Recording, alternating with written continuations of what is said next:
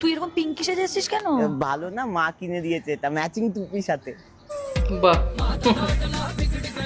তুই কি খাবি রে? আমি বাইরের খাবার খাই না, মা আমায় টিফিন পাঠিয়েছে।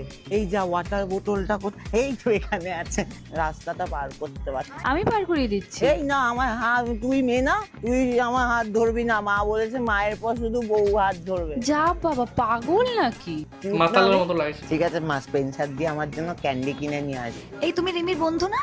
হাই। হ্যাঁ আপনি এক মিনিট। এই মা, ও বলছে যে ও রিমির বন্ধু, নতুন মেয়ে, কথা বলবো? হ্যালো।